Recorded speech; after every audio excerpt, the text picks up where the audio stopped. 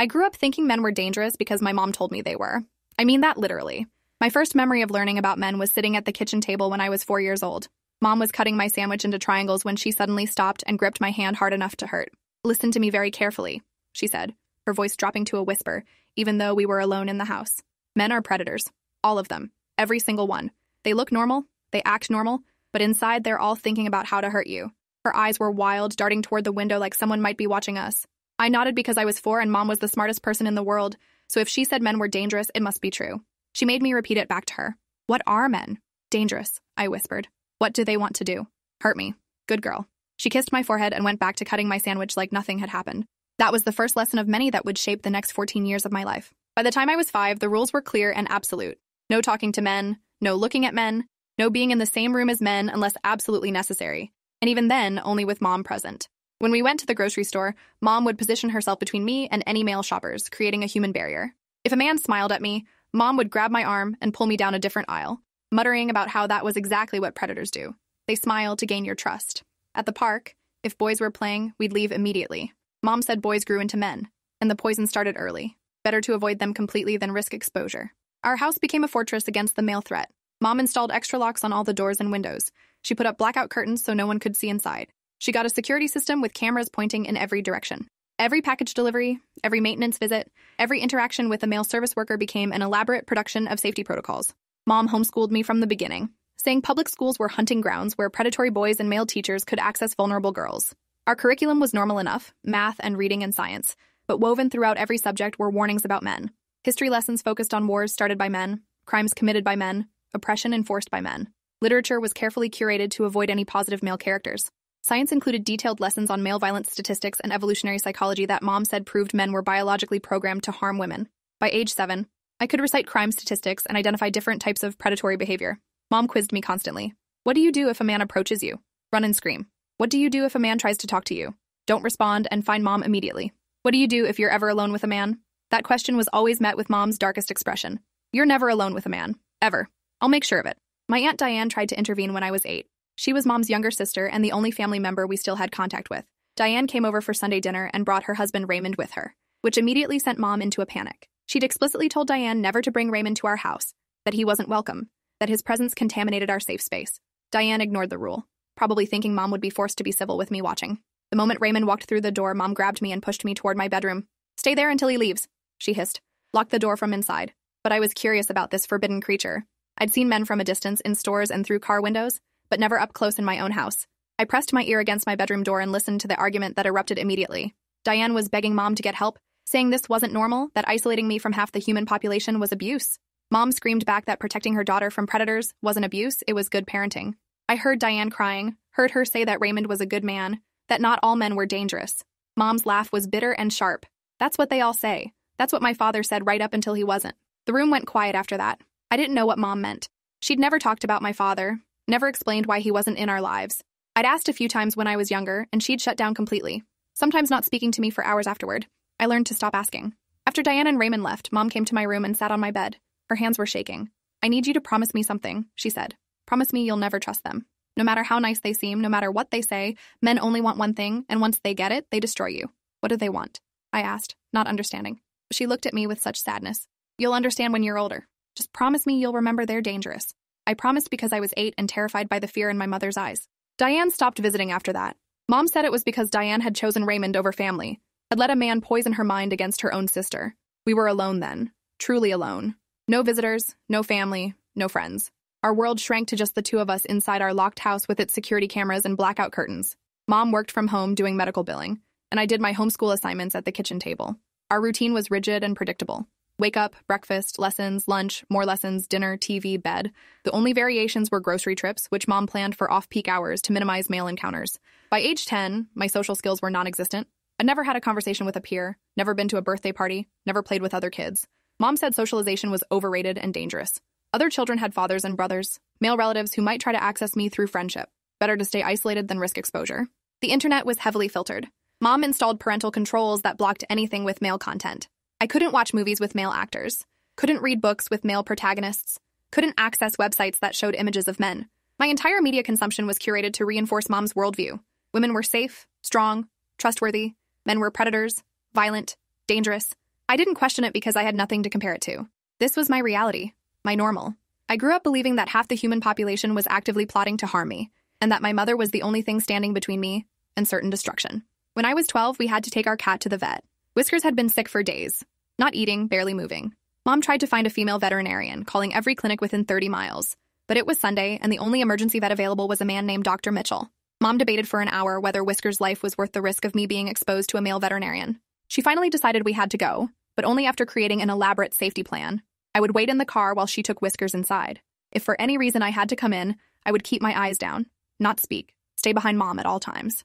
We drove to the clinic with Mom's hands white-knuckled on the steering wheel, muttering about how this was exactly the kind of situation predators exploited, sick animals creating vulnerability. At the clinic, Mom made me lock the car doors from inside while she took Whiskers in.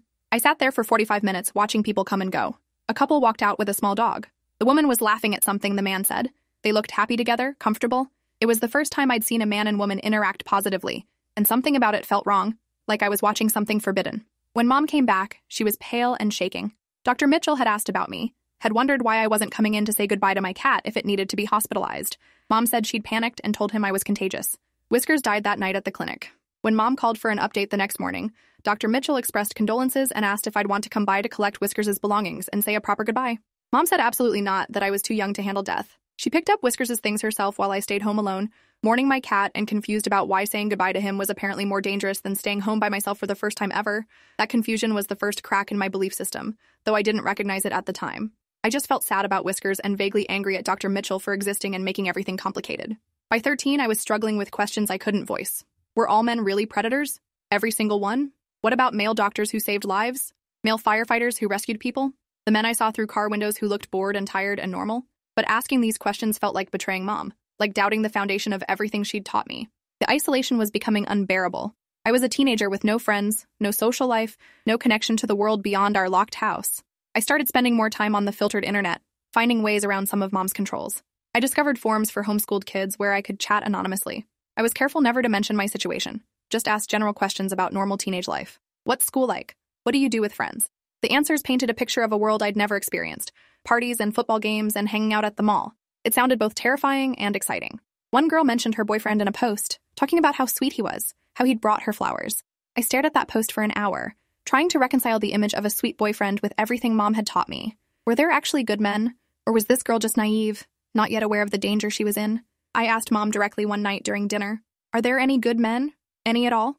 Her face went through several expressions before settling on something like grief. "I thought there was once," she said quietly. "I thought your father was good. I was wrong. The consequences of being wrong almost destroyed me, and I won't let that happen to you." That was the most she'd ever said about my father. I wanted to ask more, to understand what he'd done that was so terrible it justified 14 years of isolation. But Mom's expression told me the conversation was over. We ate the rest of dinner in silence, and I went to bed wondering what my father had been like, whether he was still alive, whether he ever thought about me. Sleep that night was difficult. I kept imagining different versions of my father. A monster, like Mom implied, or maybe just a normal man who'd made mistakes. I'd never know because asking about him was the one guaranteed way to make Mom shut down completely. At 14, I accidentally saw a man up close for the first time in years. We were at the grocery store during our usual off-peak hours when a man rounded the corner of our aisle suddenly. He was maybe 50, wearing a business suit, looking at his phone. He almost bumped into me before looking up and apologizing.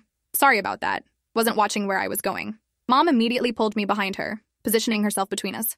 My daughter doesn't speak to strange men. The man looked confused but raised his hands in a placating gesture. "No problem." Didn't mean to startle anyone. He walked away quickly, probably thinking we were crazy. But I'd seen his face up close for those few seconds. He'd looked tired and distracted and harmless. Not predatory, not dangerous, just human. Mom was furious during the drive home. "That's exactly how they operate," she said.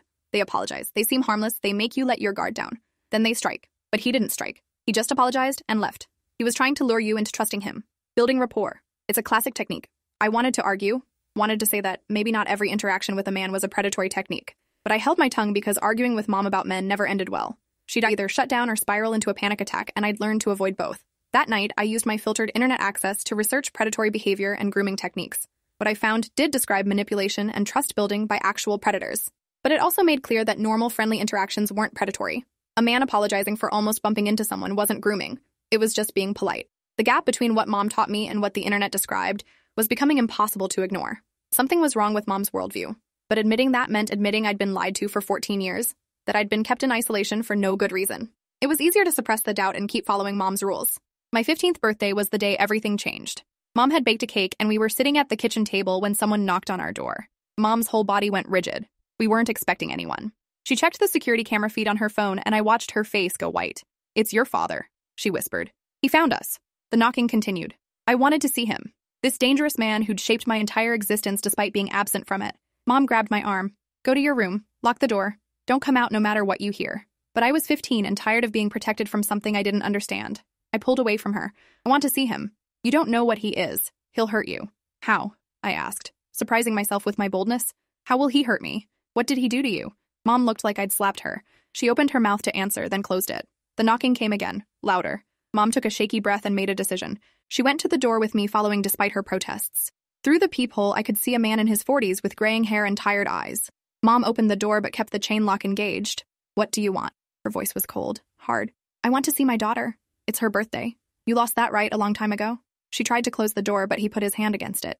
"Please, just 5 minutes. I've been trying to reach you for years. The court said when she turned 15, I could request contact. I just want to talk to her." Every word he said contradicted Mom's narrative. The courts were involved? He'd been trying to reach us? This didn't sound like a predator, it sounded like a father who'd been kept away. I pushed past Mom and looked at him through the crack in the door. "Hello?" he said softly, his eyes welling up. "You've gotten so tall." "I look like you," I realized. Same eyes, same nose, same shape of face. This wasn't some stranger. This was half my DNA. Mom tried to pull me back, but I stayed planted. "Why did you leave?" I asked him. "I didn't leave," he said. "Your mother took you when you were 2. I've been fighting in court ever since to see you. She got full custody after convincing a judge I was dangerous." I turned to Mom. "Is that true?" Her face was a mask of conflicting emotions. "He is dangerous. The court didn't understand. I had to protect you." "Your mother accused me of abuse during our divorce," my father said quietly. "It wasn't true. I never hurt either of you. But the accusations were enough to get a restraining order and full custody. I've been waiting 15 years for the legal right to even speak to you." Mom was shaking. "Don't listen to him. This is what predators do. They lie. They manipulate. He's trying to turn you against me." But nothing he was saying sounded like manipulation. It sounded like truth. A truth that meant everything I'd been taught was a lie. I made a decision that would change everything. I want to hear his side. Mom's expression shattered. "If you let him in, if you listen to his lies, you'll be in danger. I can't protect you if you won't let me. Then I'll be in danger," I said, my voice stronger than I felt. "But I need to know the truth." I unlocked the chain and opened the door fully. My father stood on our doorstep looking like he might cry. Mom backed away, pulling out her phone. "I'm calling the police. You're violating the restraining order." "The restraining order expired when she turned 15, my father said. I checked with my lawyer. "I have every legal right to be here with her permission." Mom called anyway, reporting a dangerous man at her home threatening her daughter. The police arrived within 10 minutes. By then, my father and I were sitting in the living room having the most surreal conversation of my life. He told me about the divorce, about Mom's mental health struggles that had started during her pregnancy with me, about her paranoia that he was going to hurt us, accusations that escalated until she disappeared with me in the middle of the night. He'd hired lawyers, fought in court, presented evidence that he'd never been violent or abusive, but Mom had been convincing, and courts favored mothers, especially when abuse was alleged. He'd gotten supervised visitation at first, but Mom violated it, moved states without permission, changed our names. She'd been running from him for 13 years while he searched and filed motions and waited for the day I'd be old enough that courts might listen to what I wanted. The police officers listened to both sides of the story. They checked IDs, made phone calls, verified that my father was telling the truth about the legal situation. One of them, Officer Reeves, pulled me aside. "Your father has legal documentation showing he's allowed to have contact with you. Your mother's restraining order has been expired for 3 months. Do you feel safe with him here?" I looked at my father, this stranger who was somehow not strange at all. Then I looked at my mom, who was crying and begging the officers to remove the dangerous man from her home. "Yes," I said. "I feel safe." Officer Reeves nodded. "Then we can't make him leave unless you want us to. Your mother can't legally prevent contact anymore now that you're 15. That statement broke something in Mom. She started screaming that the police were complicit in putting her daughter in danger, that they'd regret this when I turned up hurt or dead. The officers tried to calm her, but she was beyond reason. Eventually, they suggested she might benefit from speaking with a mental health professional. She laughed bitterly. "I'm not crazy. I'm the only sane one here. Everyone else is blind to what men really are." Officer Reeves exchanged glances with his partner. "Ma'am, has anyone ever suggested you might have trauma that needs professional help? Your fears about men seem to be significantly impacting your daughter's well-being." Mom's response was to order them all out of her house. They left, but not before giving me a card with resources for teens in crisis situations. My father stayed. Over the next hours, he told me everything. About meeting Mom in college, falling in love, getting married, about Mom's difficult pregnancy and the postpartum depression that followed, about how that depression morphed into paranoia specifically focused on him and other men. He'd tried to get her help, but she refused, insisting she was seeing things clearly for the first time. The paranoia got worse. She started sleeping with a knife under her pillow. She'd check his phone constantly. convinced he was plotting something. She joined online forums for abuse survivors and came out more convinced than ever that all men were dangerous. He'd suggested couples therapy, individual therapy, medication. She'd refused everything, saying therapists were part of the system that protected male predators. One morning, he woke up and we were gone. Mom had packed our things in the middle of the night and disappeared. It took him 6 months to find us, and by then Mom had convinced a judge that he'd been abusive, that she'd fled for our safety. The accusations were investigated and found baseless, but the damage was done. I sat there processing 15 years of my life recontextualizing in real time. Mom wasn't a hero protecting me from danger. She was mentally ill, and her untreated paranoia had robbed me of a normal childhood. The grief hit me like a physical force. I'd lost 15 years with my father. I'd lost friends and school, and normal teenage experiences. I'd lost the ability to trust or interact with half the human population, all because Mom's trauma had convinced her that her delusions were reality. I started crying and my father held me while I sobbed. "I'm so sorry," he kept saying. "I tried so hard to find you. I never stopped trying." Mom watched from the doorway, and when our eyes met, I saw fear there. She knew she was losing me, knew that the truth was destroying the reality she'd constructed. "Don't believe him," she pleaded. "He's lying to manipulate you. This is exactly what I warned you about." But I couldn't unhear what I'd learned. Couldn't unknow that my entire childhood had been built on delusion. I asked my father if I could stay with him for a while, just to think, to process, to experience life outside Mom's controlled environment. He said yes immediately, said he had a spare room, that I could stay as long as I wanted. Mom tried to physically block the door when I went to pack a bag. "You can't leave. It's not safe out there with him. He'll hurt you. He's had 15 years to hurt me and all he's done is try to see me," I said. "The person who hurt me is you. You stole my childhood. You isolated me based on your own paranoid delusions." She slapped me. The shock of it stopped us both. Mom had never hit me before. Her hand flew to her mouth in horror at what she'd done. I stepped back, and my father moved between us. "We're leaving now. If you try to stop us, I'll call the police back." We left Mom standing in the doorway of our fortress house, crying and begging me not to go, warning me that I'd regret this, that I'd understand too late that she'd been right all along. My father's house was normal. Shockingly, beautifully normal. No extra locks, no security cameras everywhere, no blackout curtains. He lived in a quiet neighborhood with sidewalks and trees and neighbors who waved hello. He showed me to the spare room, which he'd apparently been keeping ready for me for years. There were stuffed animals on the bed, posters of bands I'd never heard of on the walls, books on shelves. "This was supposed to be your room," he said quietly. "I've been waiting a long time to have you here." That night, I couldn't sleep in the normal room in the normal house. Everything felt wrong because it wasn't what I was used to. I got up around midnight and found my father in the kitchen making tea. "Can't sleep either?" He smiled sadly. "I've been too excited and terrified in equal measure." We sat at his kitchen table and I asked him questions about Mom. When did her paranoia start? Had she always been like this? He explained that she'd had a traumatic experience in college before they met.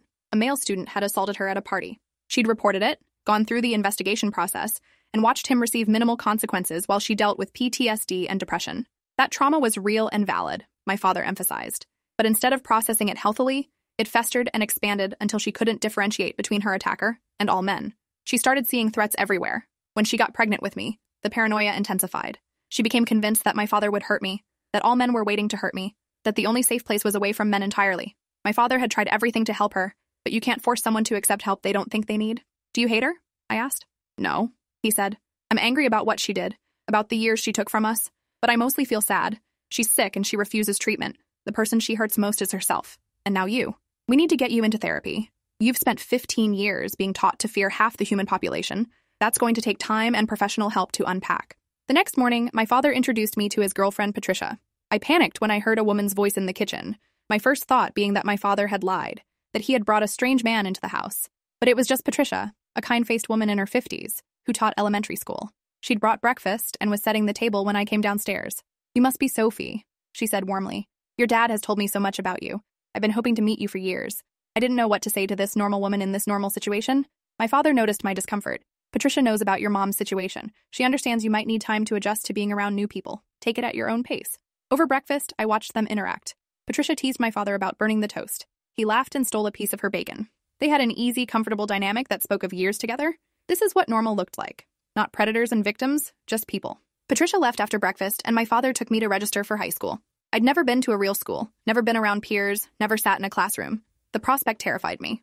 My father sensed my panic. "You don't have to start right away. We can ease into it. Maybe online classes first?" But I wanted normal. Desperately wanted to experience what I'd missed.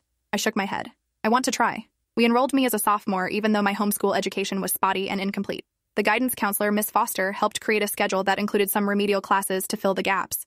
She also connected me with the school psychologist, Dr. Yang, who specialized in teens with trauma. My first day of school was overwhelming. So many people, so much noise, so many boys. I'd spent 15 years being taught that male students were predators, and now I was surrounded by them. Every time a boy walked past me in the hallway, I tensed.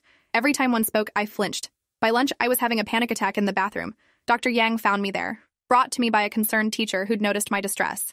She sat with me on the bathroom floor while I hyperventilated and cried. "This is completely normal given what you've experienced," she said calmly. "Your nervous system has been trained to see threat where there isn't any. We'll work on retraining it, but it takes time." She arranged for me to leave school early that day and set up our first therapy session for that afternoon. In her office, I told her everything. 15 years of isolation, the lessons about male danger, the complete lack of social interaction, the discovery that it was all based on my mother's untreated paranoia. Dr. Yang listened without judgment, taking notes occasionally. "What you've experienced is a form of psychological abuse called thought reform," she explained. "Your mother systematically taught you to fear men as a way of controlling you and validating her own paranoid worldview. Undoing that programming will be our main focus." She gave me homework: watch movies with positive male characters, read books written by men, practice being in the same room as males without panicking. Small steps toward normalizing what my mother had taught me to fear. My father was endlessly patient. When I flinched at his sudden movements, he'd slow down, announce what he was about to do before doing it. When I panicked about being alone in the house when he was there, he'd go outside until I calmed down. He never pressured me, never made me feel broken for my fear responses. Patricia helped too. She'd come over for dinner and tell stories about the male teachers at her school. Mr. Kowalski, who brought treats for his students every Friday, Mr. Liu, who cried at graduation ceremonies, Mr. Park, who coached the girls' soccer team and taught them about confidence. She normalized men as humans, not threats. Over weeks, then months, I started to heal, started to see that my mother's teaching had been distorted. Yes, some men were dangerous, but so were some women. Most people, regardless of gender, were just trying to live their lives without harming anyone. School got easier. I made my first friend, a girl named Raina, who sat next to me in English class. She invited me to study at the library, and I went, feeling like I was doing something revolutionary by spending time with a peer. Raina had a boyfriend, Leo, who I met by accident when he showed up at the library to surprise her. I tensed immediately, all my mother's warnings flooding back. But Leo was just a teenage boy, awkward and sweet, bringing Raina her favorite candy. He said hi to me, then focused entirely on Raina, making her laugh about something that had happened at his soccer practice. I watched them together and realized this was what teenage relationships looked like. Not predatory, just young people figuring out how to care about each other. When Leo left, Raina noticed my expression. "You okay?" "You got really tense when he showed up." I told her a simplified version of my situation, that I'd been homeschooled in an isolated environment and wasn't used to being around boys. Raina was understanding without pressing for details I wasn't ready to share. My mother called constantly at first, dozens of times a day, leaving voicemails begging me to come home, warning me that I was in danger, that my father was manipulating me. I listened to them with Dr. Yang in therapy, and we analyzed the paranoid thinking patterns together. "Notice how she doesn't ask how you're doing," Dr. Yang pointed out. "She only talks about her fears and her need to protect you. This is about her anxiety, not your actual safety." After a month, I stopped answering Mom's calls entirely. The voicemails became more desperate, then angry. She accused me of betraying her, of forgetting everything she'd taught me, of being naive and stupid. The anger was almost easier to handle than the desperation. It made clear that this wasn't about love, it was about control. She'd built her entire identity around protecting me from a threat that only existed in her mind. Without me to protect, she had to face her own untreated trauma. My father suggested I might want to see a regular therapist in addition to Dr. Yang, someone who could help me process the mother-daughter relationship specifically. I started seeing Dr. Osei twice a week. She helped me understand that I could love my mother while also recognizing she'd abused me, that the isolation and fear-based teaching constituted psychological abuse even if Mom believed she was protecting me. The hardest part was accepting that Mom would probably never see it that way. Her paranoia was too entrenched, her delusions too comforting. Admitting she'd been wrong would mean accepting she'd harmed me, and her fragile mental state couldn't handle that truth. By my 16th birthday, I'd been living with my father for a year. I had friends, decent grades, and most days could be around boys without panicking. I'd even gone on a group movie outing where Raina's boyfriend Leo brought his friend Marcus. Marcus was quiet and funny and respectful, and when he asked for my number at the end of the night, I gave it to him. We texted occasionally, just friendly conversation about school and music, but even that felt revolutionary. I was having normal teenage interactions with a boy. Something Mom had taught me would inevitably lead to harm. Nothing bad happened. Marcus didn't try to hurt me or manipulate me or any of the things Mom had warned about. My father threw me a birthday party, the first real party I'd ever had. Raina came, and a few other friends I'd made at school. Patricia made a cake. They sang happy birthday while I cried happy tears because this was what normal looked like. Later that night, my father gave me a present, a photo album he'd been keeping for 15 years. Every birthday, every milestone I'd missed, he'd bought a card and written me a letter describing what he hoped I was doing, how much he missed me, how he was still fighting to see me. The album was full of unopened cards and unread letters, a chronicle of his love spanning the years we'd been apart. "I'm never going to let anyone take you from me again," he said, hugging me tight. "You're safe now. Really, truly safe." For the first time in my life, I believed it. Not because the world didn't contain danger, but because I'd learned to assess real threats versus imagined ones. I'd learned that isolating yourself out of fear meant missing out on the beautiful parts of life, too. I'm 18 now. I graduated high school with honors and got accepted to a state university for psychology. I want to help other kids whose parents' mental illness hurt them, kids who grew up in distorted realities and need help finding their way back to truth. I haven't spoken to my mother in 3 years. She sends letters occasionally, still warning me about the dangers I'm supposedly surrounded by, still insisting that one day I'll understand she was right. I don't think that day will ever come. Dr. Osi helped me understand that my mother is unlikely to ever accept treatment or admit wrongdoing. Her paranoid beliefs are too central to her identity. The best I can do is move forward with my own life, build healthy relationships, and stop letting her fear control me. My relationship with my father is strong now. He's walked me through learning to drive, applying to colleges, all the normal parent stuff he missed. Patricia has become a second mom to me, the kind who doesn't see threats everywhere, who trusts me to make good decisions and supports me when I stumble. Marcus and I dated for 6 months before mutually deciding we were better as friends. The breakup was healthy and mutual. Nothing like the destruction my mother had predicted all romantic relationships with men would be. I've learned that relationships of all kinds require trust and communication and mutual respect, regardless of gender. Some of my closest friends now are men. My study group includes 2 guys who are brilliant and kind and have never once made me feel unsafe. My running partner for cross country was a boy who pushed me to be better and celebrated when I beat my personal record. These relationships would have been impossible in the world my mother created for me. I would have missed out on so much genuine human connection because of her fear. When I tell people my story now, I always start the same way. I grew up thinking men were dangerous because my mom told me they were. I mean that literally. Then I explain how 15 years of isolation based on paranoid delusions shaped me, how hard it was to unlearn, how I'm still unlearning. The goal isn't to pretend danger doesn't exist. There are absolutely people who cause harm, across all genders. But living in constant fear of half the population isn't protection. It's a prison. My mother built that prison for me, and escaping it has been the hardest thing I've ever done. But I'm out now. I'm free. And I spent my life making sure other kids trapped in similar prisons know there's a way out, that the fear their parents taught them doesn't have to define their future. Sometimes I wonder what my life would have been like if my mother had gotten help after her trauma, if she'd processed her assault in healthy ways instead of letting it metastasize into paranoid beliefs that consumed her life and mine. But I can't change the past. I can only move forward, building the life I should have had all along, a life where men aren't monsters, where fear doesn't control every decision, where I can trust my own judgment about who's safe and who isn't, based on behavior rather than gender. That's the life I'm living now. And it's beautiful. If you're still here, you're a true fan. Show some support with a like and subscribe to catch the next one.